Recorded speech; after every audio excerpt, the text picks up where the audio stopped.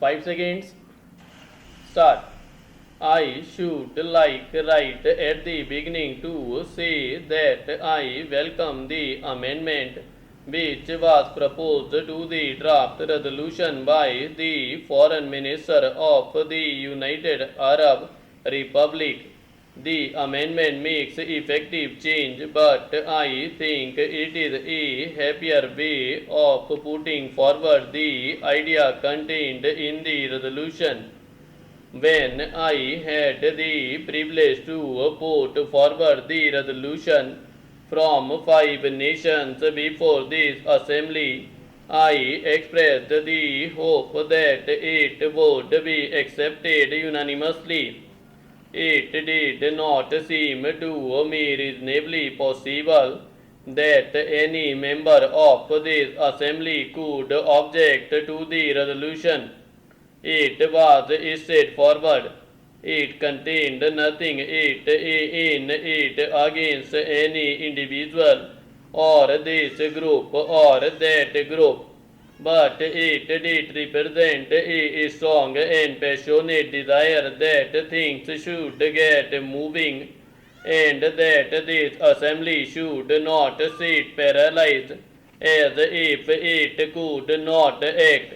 Therefore, it was with considerable surprise that I received the paper containing an amendment on behalf of Australia. I read it with care. I found some difficulty in understanding it, and the more I read it, the more surprised I was that any member of this assembly should have put this forward as an amendment. I venture to place before this assembly my reasons for this. First of all, it seemed to me quite patiently that it had nothing to do by way of amending the proposition which we had put forward. It is not an amendment. I do not perhaps know the rules of this assembly, but it is not an amendment. It may be, of course, a separate resolution in some form or another, and might have been brought forward and considered by this House. If it was so considered, I would have had much to say about it and against it. The Prime Minister of Australia in his speech made it quite clear that it was not an amendment, although he might call it so. Therefore, I could not quite understand what meaning lay behind this amendment. I have the greatest respect for the Prime Minister of Australia, more specifically for his keen mind and ability.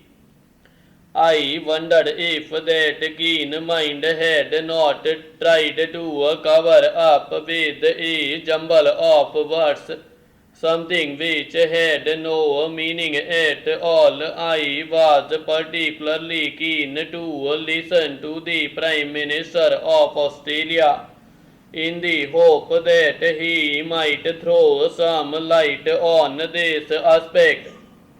He stated clearly that he dissented from the last paragraph of the resolution, a very innocuous one, nevertheless with very considerable meaning.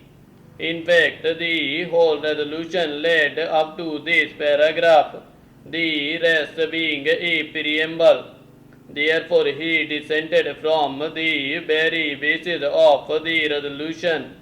Coming forward with his amendment, he said that the effect of the resolution, if carried, would be undesirable.